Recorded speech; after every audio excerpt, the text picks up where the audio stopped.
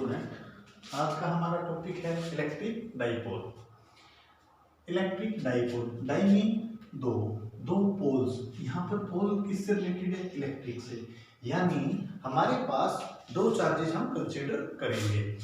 तो देखिए electric dipole क्या होता है। अगर हम दो चार्जेस को लें, किस प्रकार के चार्जेस होने चाहिए? उन दोनों चार्जेस का मैग्नीट्यूड अपोजिट हो, यानी अगर एक को मैं प्लस क्या ले रहा हूँ तो दूसरा क्या हो मेरे पास माइनस क्या हो। उन दोनों चार्जेस को जब मैं कुछ दूरी पर रख दूंगा तो इस दोनों के सिस्टम को हम क्या कहेंगे? Electric dipole. तो इलेक्ट्रिक डाइपोल क्या हुआ? It is a system of two charges having opposite sign and they are placed at some distance.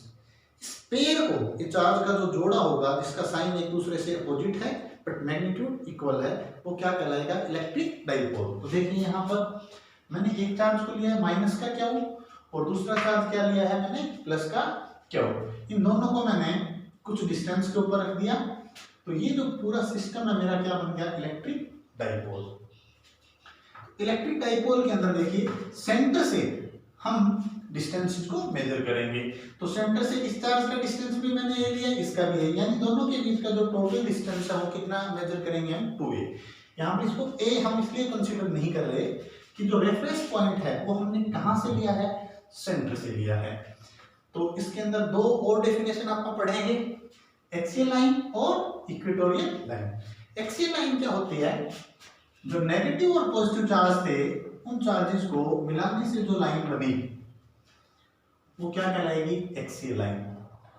इस लाइन को हम एक्स्ट्रा प्लॉट भी कर सकते हैं, जैसे नेगेटिव और पॉजिटिव को मिलाया और इस लाइन को मैंने एक्स्ट्रा प्लॉट कर दिया, तो ये लाइन भी क्या कहलाएगी मेरी? Axial line. अब इक्वेटोरियल लाइन देखिए, इक्वेटोरियल लाइन क्या होती है? आपका जो इलेक्ट्रिक डाइपोल था उसके सेंटर से भी पास होनी चाहिए और एक्सियल लाइन के क्या होनी चाहिए? Perpendicular. A line which is perpendicular to the axial line and also pass through the center of dipole is called equatorial line। अब डाइपोल के बारे में दो इंपॉर्टेंट चीजें देखिए। अगर आपसे पूछे इलेक्ट्रिक डाइपोल का नेट चार्ज कितना होता है, तो देखिए एक चार्ज हमारे पास माइनस क्या हो और एक चार्ज क्या है? प्लस क्या हो। तो टोटल चार्ज कितना होगा इसका? सिंपली ऐड करेंगे, स्केलर क्वांटिटी है, तो नेट चार्ज कितना आएगा डाइपोल पे? 0। अब अगर आपसे नेट इलेक्ट्रिक फील्ड पूछा जाता है, कई बार ये भी मिसकंसेप्ट होता है, क्या करते हैं नेगेटिव का इलेक्ट्रिक फील्ड और पॉजिटिव का, उसको भी हम क्या बोल देते हैं? 0। बट वो 0 नहीं होगा। नेगेटिव वाले चार्ज का अपना दायरा होगा, पॉजिटिव चार्ज का अपना दायरा होगा। तो जो नेट इलेक्ट्रिक फील्ड है वो क्या नहीं होगा? इसमें 0 नहीं होगा। तो अब आपको क्या करना है? हमें जो डाइपोल था, नेगेटिव और पॉजिटिव चार्ज का जो जोड़ा था, उन दोनों का क्या निकालना है? इलेक्ट्रिक फील्ड निकालना है, उसकी ताकत बतानी है, हमें स्ट्रेंथ बतानी है। उस स्ट्रेंथ को निकालने के लिए हम एक नई क्वांटिटी का प्रयोग करते हैं जिसका नाम है इलेक्ट्रिक डाइपोल मोमेंट। ये क्यों पढ़ रहे हैं? हमने डाइपोल पढ़ा, डाइपोल में हमें ये पता लगा कि जो दो चार्ज लिए नेगेटिव और पॉजिटिव, उनका इलेक्ट्रिक फील्ड 0 नहीं है। उसको कैलकुलेट करने के लिए एक नई क्वांटिटी को हमने डिफाइन किया, इलेक्ट्रिक डाइपोल मोमेंट। इसको P से डिनोट करते हैं। देखिए क्या होता है इलेक्ट्रिक डाइपोल मोमेंट? फिजिकली तो हमने बता दिया कि वो क्या बताएगा? डाइपोल का इलेक्ट्रिक फील्ड कितना है, उसकी स्ट्रेंथ को बताता है। अब हमें क्या बताना है? मैथमेटिकली डिफाइन करना है। तो हम क्या करेंगे? जो दो चार्ज आपने लिए थे, माइनस क्यों लिया था, प्लस क्यों, आप कोई सा भी चार्ज ले लीजिए विद मैग्नीट्यूड, यानी साइन कंसीडर नहीं कर रहे हैं। Magnitude of either charge multiplied by distance between two charges, perpendicular distance, ये 2a। क्लियर? तो ये हो गया। ये क्या बन गया? Mathematical formula electric dipole moment का। ये एक वेक्टर क्वांटिटी है, वेक्टर क्वांटिटी है। इसकी डायरेक्शन कहां से कहां होगी?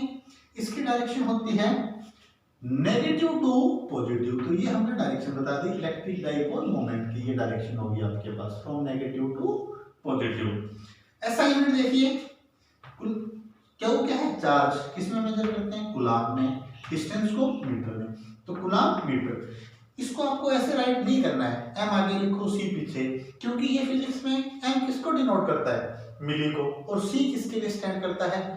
कूलाम के लिए, तो आप इसको मिली कूलाम ऐसे नहीं लिखना है, आप ये लिखो कूलाम मीटर, ये क्या होगी इसकी एसआई यूनिट। अब देखिए आगे हमें इसके अंदर क्या पढ़ना है, हम इस डाइपोल का क्या पढ़ेंगे, इलेक्ट्रिक फील्ड निकालेंगे। मैंने आपको दो डेफिनेशन बताई हैं, एक्सियल लाइन और इक्वेटोरियल लाइन।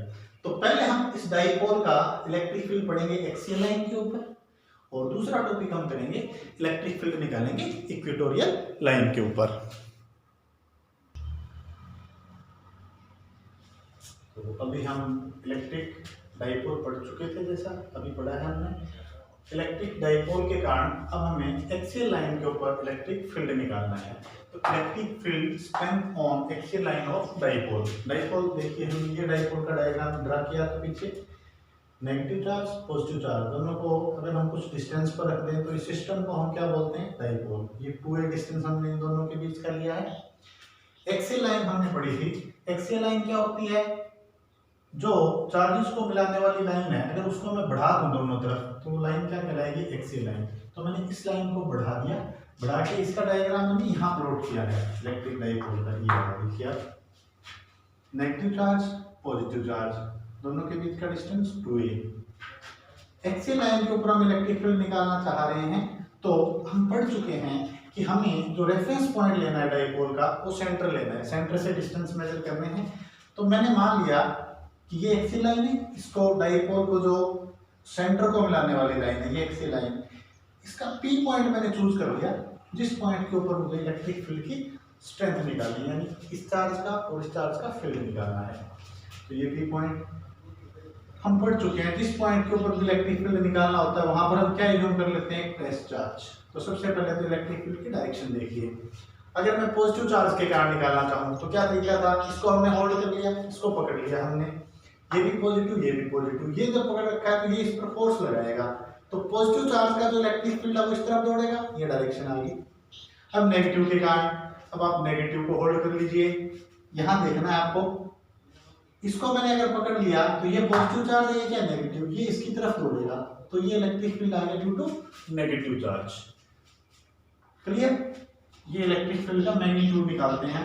इलेक्ट्रिक फील्ड का फॉर्मूला क्या होता है, क्यू चार्ज के कारण जो इलेक्ट्रिक फील्ड निकालते हैं के क्यू अपॉन डिस्टेंस का क्या निकालते हैं, स्क्वायर। कौन से चार्ज का डिस्टेंस का स्क्वायर है, जिसका इलेक्ट्रिक फील्ड निकालना है उस चार्ज से लेके टेस्ट चार्ज तक की दूरी का जो डिस्टेंस है उसका स्क्वायर करना है आपको। तो देखिए electric field due to positive charge ये है, क्या हो जाएगा के, कौन से चार्ज का निकाल रहे हो, क्यू का, क्यू डिस्टेंस का स्क्वायर, इन दोनों के बीच का डिस्टेंस ये कितना था यहाँ a, तो ये डिस्टेंस कितना बच गया r माइनस a का स्क्वायर। अब इलेक्ट्रिक फील्ड निकालना है ड्यू टू नेगेटिव चार्ज, तो नेगेटिव चार्ज के कारण ये नेगेटिव चार्ज है, इन दोनों के बीच का डिस्टेंस कितना हो गया, ये डिस्टेंस कितना है हमारे पास, यहाँ नेगेटिव चार्ज का जो डिस्टेंस हम लेंगे ये वाला डिस्टेंस हो गया r, ये डिस्टेंस हो गया a, तो r प्लस a क्या होगा फॉर्मूला, ये मैग्नीट्यूड ले रहे हो, यहाँ पर चार्ज साइन के साथ नहीं होगा, k Q upon r plus a का स्क्वायर, ये आ गया आपके पास इलेक्ट्रिक फील्ड का मैग्नीट्यूड। साइन के साथ तब रखेंगे जब आप यहाँ पर डायरेक्शन निकाल रहे हो, हम मैग्नीट्यूड ले रहे हैं, तो k Q upon r plus a का स्क्वायर। अब देखिए दो इलेक्ट्रिक फील्ड हैं, दोनों की डायरेक्शन एक दूसरे से क्या है, अपोजिट। तो जब दो वेक्टर एक दूसरे से अपोजिट डायरेक्शन में हो और आपको उन दोनों का रिजल्टेंट निकालना हो, तो हम क्या करते हैं, लार्जर वेक्टर में से स्मॉलर वेक्टर को क्या कर देते हैं, सब्ट्रैक्ट कर देते हैं। तो यहाँ पर net electric field on point P पर नेट इलेक्ट्रिक फील्ड निकाल रहे हो जो कि एक्सियल लाइन है, ऑन एक्सियल लाइन क्या हो जाएगा, electric field due to positive charge, ये देखिए ये ज्यादा है, नेगेटिव वाला कम है, तो लार्जर वाले में से स्मॉलर वाला हम सब्ट्रैक्ट कर देते हैं, ई पॉजिटिव माइनस ई नेगेटिव, वैल्यू पुट कर दी मैंने, ई पॉजिटिव क्या था, के क्यू दोनों में कॉमन है, के क्यू बाहर ले लिया, क्या आ गया 1 divide by r minus a का square minus 1 divide by r plus a का स्क्वायर, के क्यू। हम यहाँ पर इन दोनों का क्या लेते हैं, कॉमन फैक्टर देखिए, क्रॉस मल्टीप्लाई किया मैंने, r प्लस a का square minus r minus a का square, r minus a into r plus a का क्या हो जाएगा, स्क्वायर। अब देखिए ये एक्सियल लाइन के ऊपर इलेक्ट्रिक फील्ड आ रहा है आपका, electric field on axial line a q. इसको आप सोल्व करोगे r square plus a square, यहां से भी क्या होगा r square plus a square, ये माइनस के कारण ये फैक्टर कैंसिल हो जाएगा, 2r यहां बचेगा 2r यहां बचेगा, तो टोटल क्या आएगा 4ar। नीचे क्या होगा r minus a into r plus a, ये आ जाएगा r square minus a square, r square minus a square, दोनों का क्या हो जाएगा होल स्क्वायर। अब देखिए आपको क्या करना है, इस टॉपिक में हमने पढ़ा था इलेक्ट्रिक फील्ड की स्ट्रेंथ कौन देता है आपको, इलेक्ट्रिक डाइपोल मोमेंट, यानी हमें जो आंसर निकालना है वो P की टर्म में निकालना है। तो मैंने इस वेक्टर को तोड़ दिया, क्या किया मैंने 4 को 2 into 2 लिख दिया, 2 बाहर ले आया मैं, और यहाँ पर जो 4 था उसको मैंने 2a लिख दिया, 2a इस क्यू को मैं अंदर ले आया, तो क्या कर दिया क्यू इंटू 2a, 2 बाहर ले गया, और साथ में जो हमारे पास r था उसको मैंने यहाँ रखा, divide by r square minus a square. ये अभी हम पढ़ के आए हैं P क्या होता है क्यू इंटू 2a, तो क्यू इंटू 2a को मैंने क्या लिख दिया P, तो क्या आ गया 2k P into r divide by r square minus a square का होल स्क्वायर। ये आपके पास इलेक्ट्रिक फील्ड आ गया कौन से पॉइंट पर, ए का मतलब मैंने यहाँ पर सोल्व लिख दिया है, जो एक्सियल लाइन का इलेक्ट्रिक फील्ड का था उसको मैं किससे डिनोट कर रहा हूँ ई ए से, तो ये हो गया हमारे पास। अब देखिए अगर ये वाला पॉइंट है r, ये मैं इस डाइपोल से बहुत ज्यादा दूरी के ऊपर लेके जाऊं, यानी r is much much greater than a, ऐसा अगर हो तो हम क्या करेंगे a को 0 पुट कर देंगे, ये इसके कंपैरिजन में नेग्लिजिबल हो जाएगा।